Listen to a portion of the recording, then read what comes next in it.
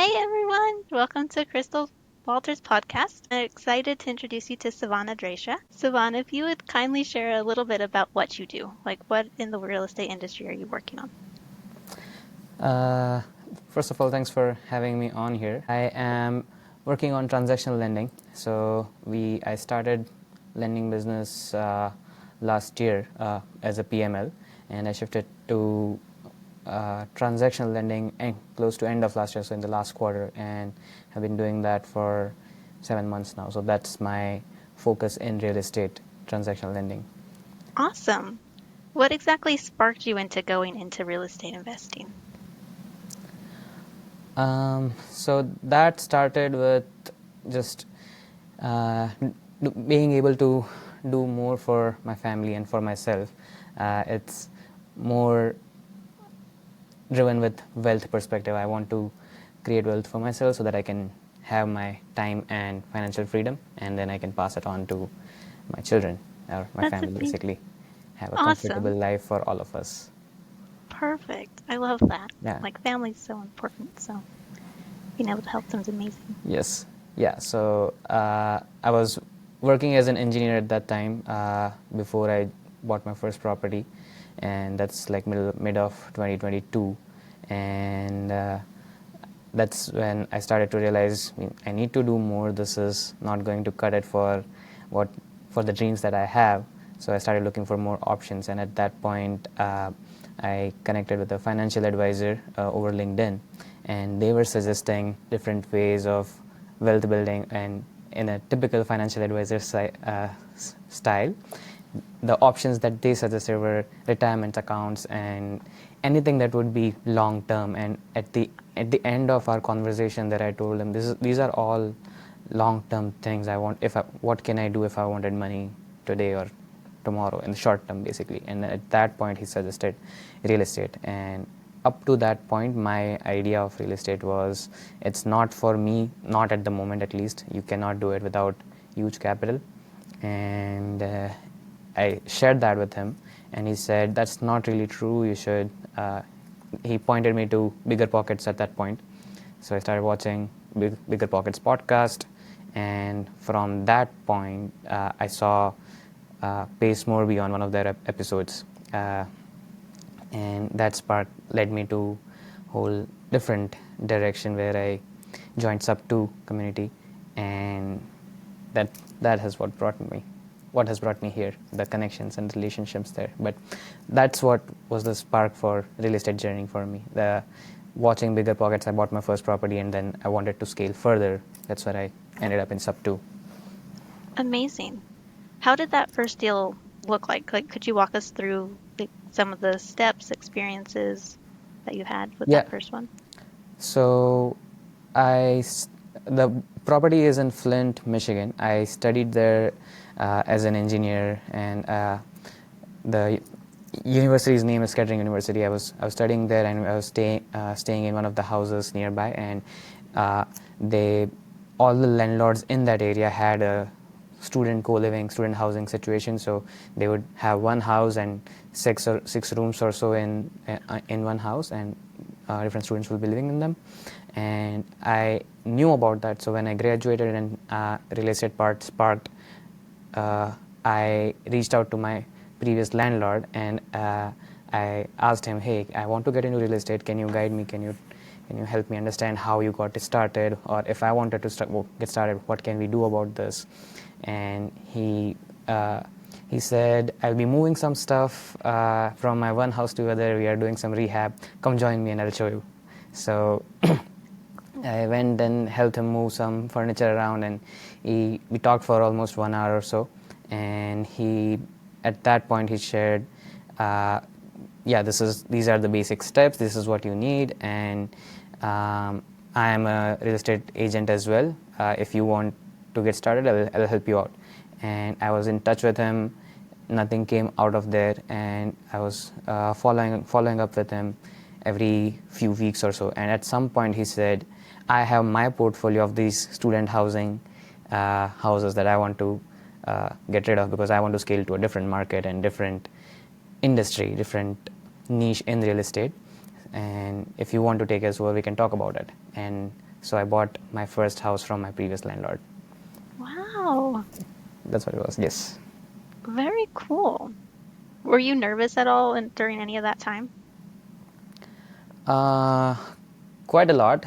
So more than nervousness, I would say the biggest part that was driving me was I want to get started. I want to do something, and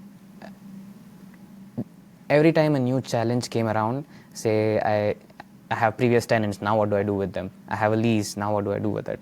Those new roadblocks, new challenges. Every time I used to get nervous, and I have lost sleep at night for sure because of that. But yeah, it was always a new challenge that I had to find a new person to solve, basically. Yeah, That makes but sense. definitely I was nervous. Yeah. It was nerve wracking. But you made it through. Way to go. Yeah, yeah. And one thing I learned from that for sure is it's always people. You cannot do it on your own, and you can always find the correct answers if you are talking to the right people. And I did a lot of things wrong in that property, owning that and owning, renting, rehabbing, and the decisions all the way through. But yeah, there were a lot of lessons learned in that for sure. That's amazing. Like, it definitely shows how important it is to have those connections or to start building those people that you can rely on. And then obviously it's like Definitely. action. It's all about that action. So you'll just have to learn and make those mistakes to grow. So way to Yeah, go.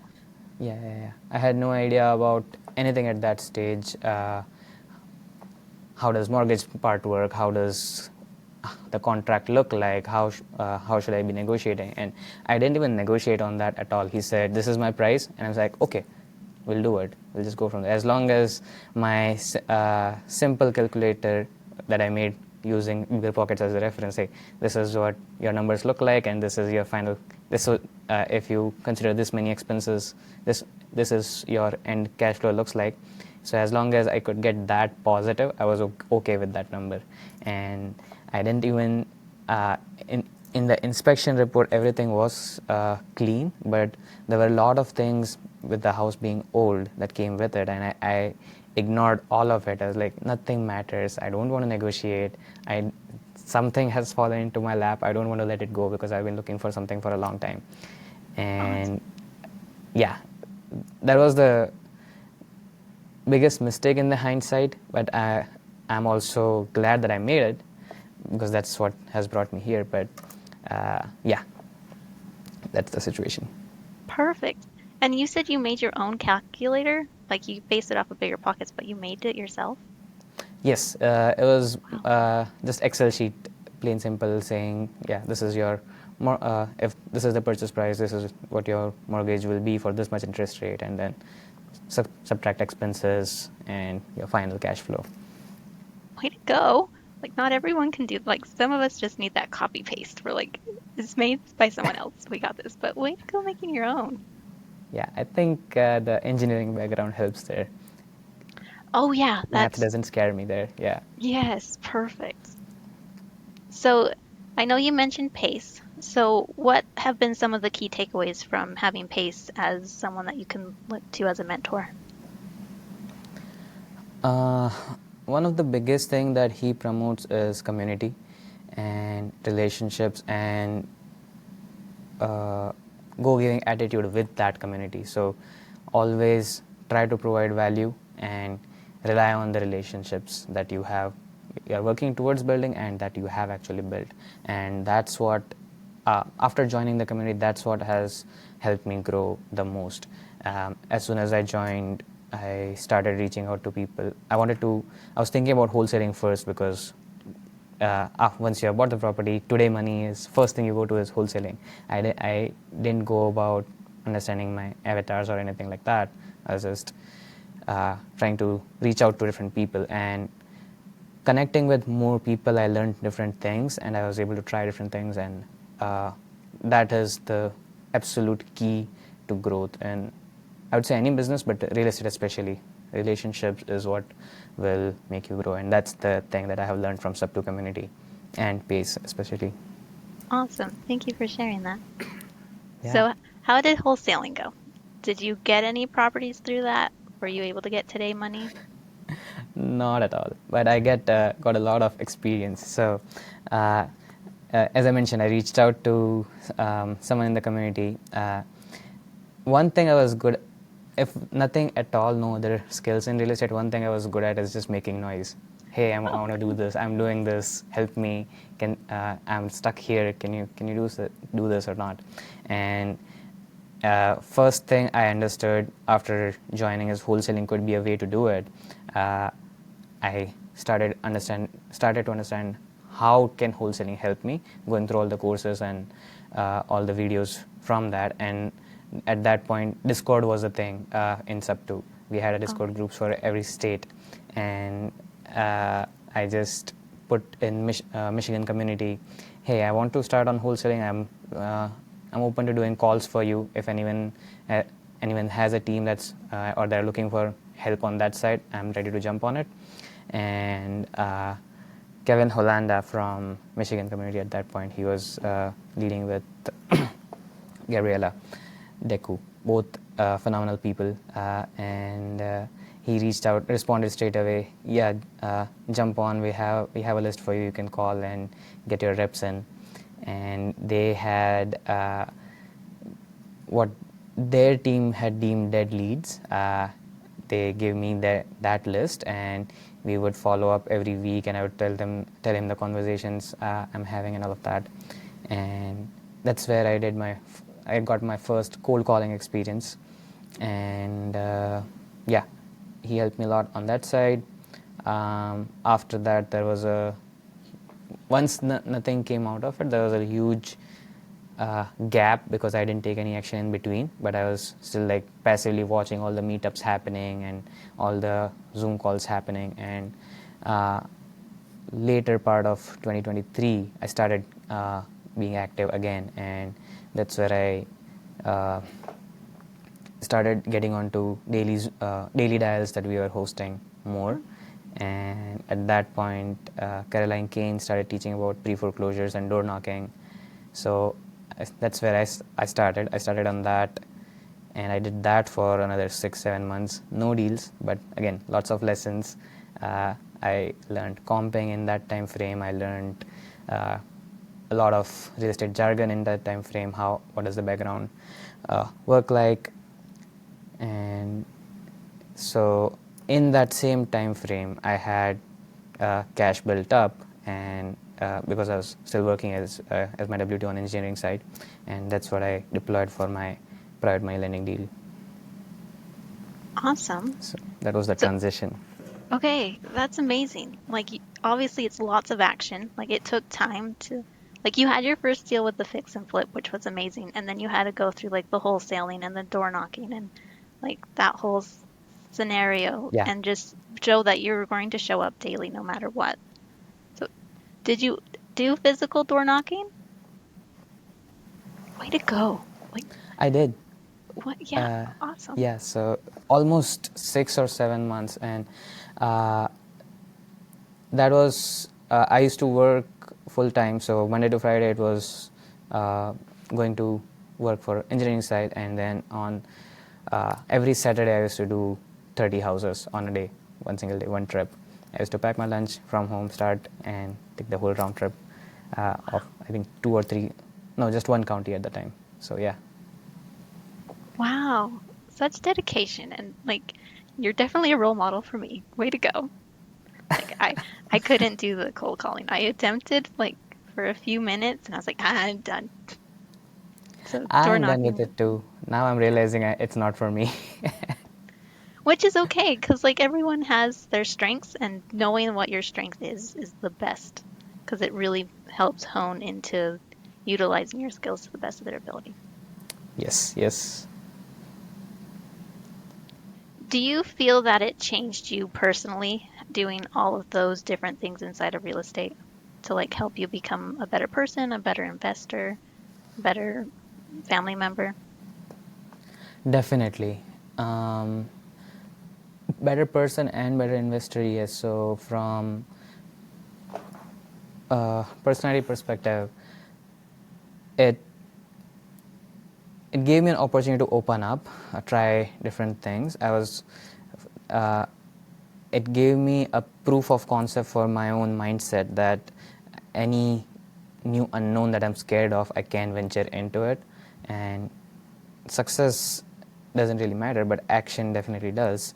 And I could prove to myself at least that I could stick to one thing without wavering, even if I don't see the results. And that's something that was very very crucial for the success that I'm seeing right now. I'm nowhere close to the level I want to be at, but it's definitely fueling the path basically further. And investor perspective, yeah, everything that I learned in that so far, that helps my vision going forward more clear, and it also helps me help my clients better, just more than the service that I provide. I can show them, hey, this is where you're getting stuck. If I'm getting a question or getting a problem, it's never like you go and figure this out. I'm able to ask better questions because I know the background of what things are happening. So all that experience definitely compounds into the person that I'm becoming today. And yeah, it also helps shape the vision for where I want to go in the future. If I want to acquire the portfolio, how will I do it? If I want to build a larger portfolio, what are the criteria for investment that I would be doing? So like I mentioned, the first property that I bought was retail price, no negotiation. Whatever came in inspection, everything is acceptable. I realized that's not something I'll be doing again. And also, things in that door knocking period, I learned comping, and I learned how to uh, estimate a rough ballpark number for rehab and all of that. So all those things I learned, and that is something that's going to play into my future where I want to go. Sounds amazing. Thank you for sharing. Yes, yes, Awesome. yes. Cool. So, do you have any current plans for like where you think you will go in the next 1 to 2 years? Like any specific goals that you're striving towards? So the first this year is going 2025 is going to be the first year for my transactional lending business, and goal for the first year is 100,000 in gross revenue for the lending business, and I want to scale it to uh, I would say 500 in the next year. So I would put it at 2026. Awesome. That's the goal. And if that once that happens, that's when I'll start venturing into different things. And idea is to basically be able to scale it such that it's automated and I can have an operator in place and I can focus on the next part of the journey. Excellent. Yeah. Great goal. Perfect. So, do you have any advice for someone who might be in a similar path that feels stuck, that haven't done their first deal or is like still in that learning phase? Uh, One advice I would tell anyone is, and this is a line I'll be stealing from Alex Hermosi. He says, "You can make money in everything, but you cannot make money in everything." So, explore different parts if you're when you're getting started, and pick something that actually resonates with you and that you can make work, and after that shut everything down and just focus on that one thing, because if you don't do that, then there is no chance of being able to scale at anything. And when I say that, I look at our sub2 community and in the information in general that's available out there.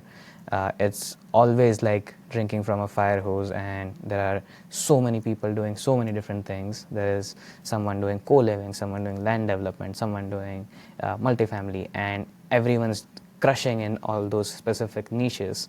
But if you try running after everything at once, none of it is going to work out. And that focus is the absolute key, and that's something uh, I learned from Marlon Johnson, Mindset Marlon as he calls it.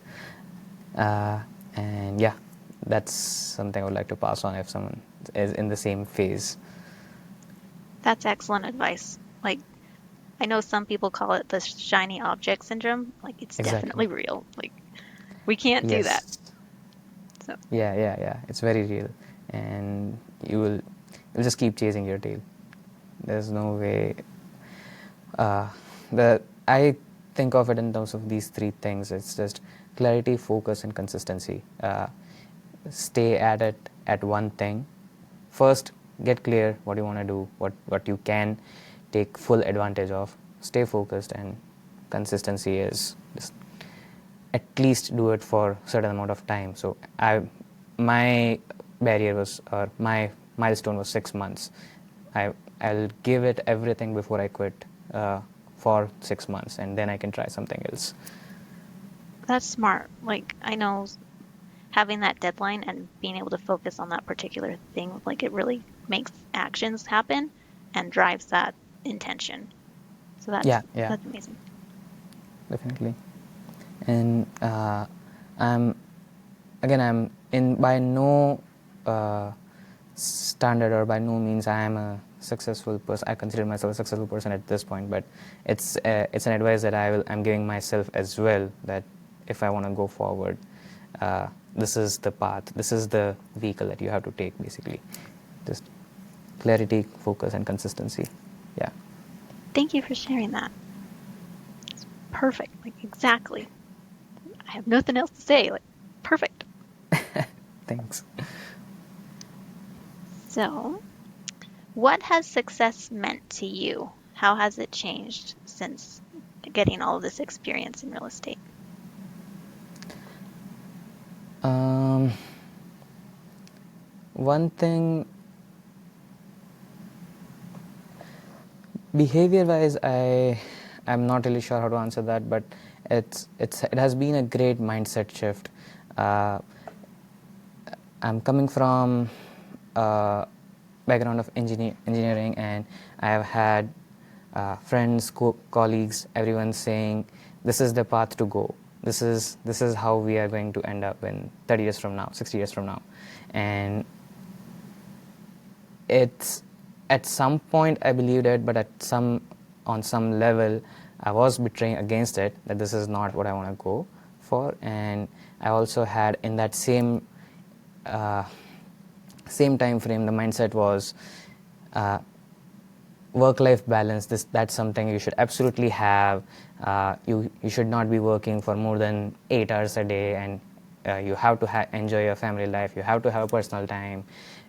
Life is meant for enjoying. And while getting into real estate, starting on the path of entrepreneurship, now I am at a stage where it's 8 hours of W2, and then another 8 hours of whatever I'm working on. So I have a 5 to 9, 9 to 5, and another 5 to 9, and it yeah, that has been the biggest mindset shift, and it feels definitely more positive in that sense.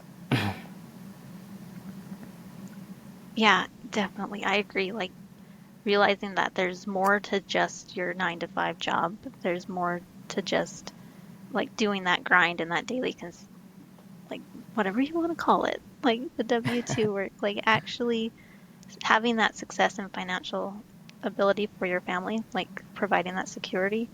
Like you do Yeah, have to work beyond that. There isn't a set work-life balance. It's all like your time with your family is important and you dedicate the time that's needed, but so is providing that financial security and stability for right. them. So Yes.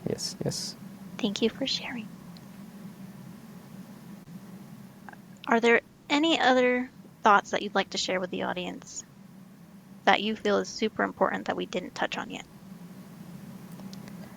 uh, we touched on it briefly, but only thing that uh, I want to expand on is, and it's abundance. uh, you just make that mindset shift, but that whatever you're working on, whatever you need to make happen, there are solutions out there, and just reach out for help. uh, if you surround yourself with right people, right community, there's always an answer out there, and whatever you want to achieve is possible. Think big. I love that. Thank you so much. It truly is like anything you put your mind to, it really is possible. And we just need that consistency and that clarity that you mentioned. Yeah. Well, thank you, Savan. Could you share with the audience how they can reach out to you? The best way is Instagram. It's same Savan Adeshra. That's my name. Savan underscore Adeshra. That's the handle, and either that or Facebook works as well. Okay, perfect. Well, we appreciate that. And you'll get people to reach out to you to be able to either learn more about real estate investing or to actually be part of the lending and what you are looking for. So thank you so much for, Definitely. thank you.